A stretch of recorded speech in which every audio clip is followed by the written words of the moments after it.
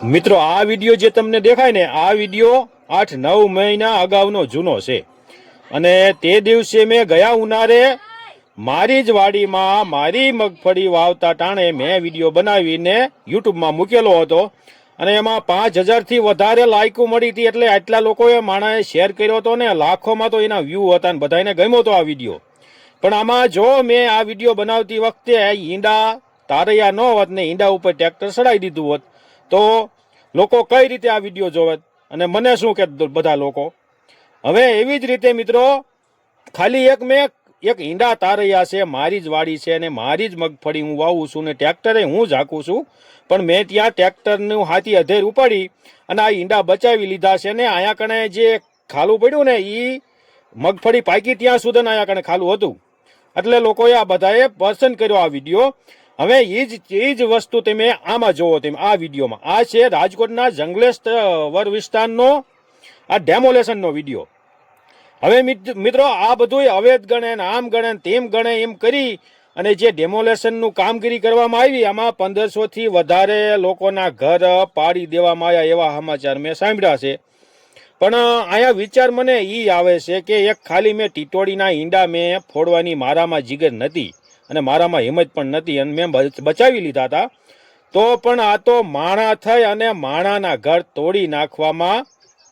આ લોકો ડિમોલેશન કર્યું અને જે આ સાફ સફાઈ કરીને માણાને 2 ઘર કરી નાખ્યા તોય છતાંય પાછા એવા તો નિવેદન આપે કે બધાય પ્રેમથી ખાલી કરી અને સ્વયં પોતાના વિચારથી લોકો વિયાઈ ગયા છે। હવે મિત્રો કોઈના ઘર પાડવા કોઈ પોતાના સ્વયં વિચારથી જાય કોઈ પ્રેમથી જાય પણ ના એ લોકો બિચારા મજબૂરીથી જાય કારણ કે સત્તાને કોઈ પોગીએ કે એવું હોય નહીં। પણ હવે ડિમોલેશન કે જે દેશના વિકાસ માટે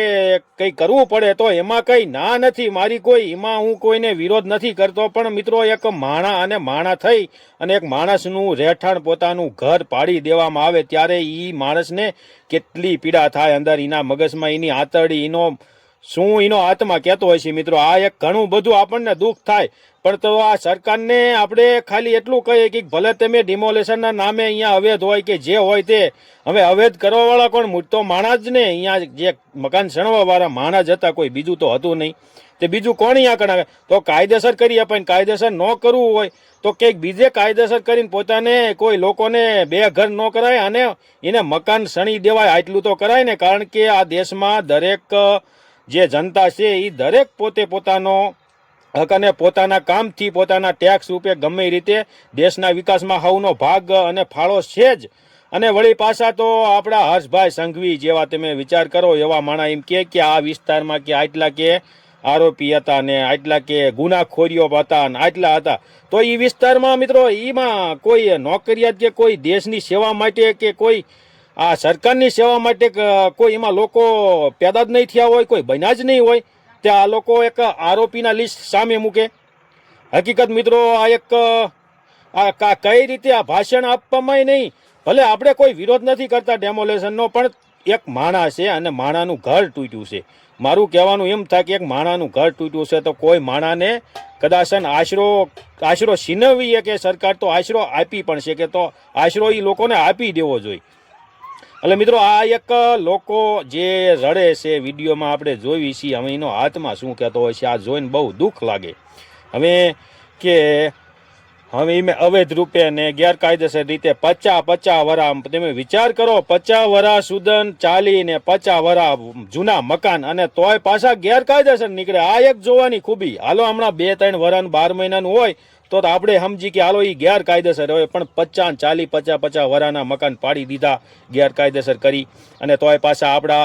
દેશના આપણે ગુજરાત સરકાર પાછા એમ કે બધાએ પ્રેમથી ખાલી કરી નાખ્યા। હવે એનો આત્મો શું કહેતો હોય છે એ તો તમે વિચાર કરજો ક્યારેક। એટલે મિત્રો મારું કહેવું આ સરકારને પણ એમ છે કે તમારે તો આજે સત્તામાં તમે મગ્ન થઈ અને આ બધા ડેમોલેશનના ને આ બધા કાયદાકીય કામ કરો છો પણ આજે ગરીબ અને જે આ ઘર જેના તૂટ્યા છે એનો જે આત્મા શું કહેતો હશે એ તો તમે નહીં સમજી શકો પણ કદાચ હશે એમના હાથમાં દુભાણા જ છે એટલે ગમે ત્યારે અનુભવ તો થશે ખરો તમને। તો મિત્રો આટલું કહેતા હું અહીંયા વિડીયો સમાપ્ત કરું છું। જય હિન્દ અને જય ભારત.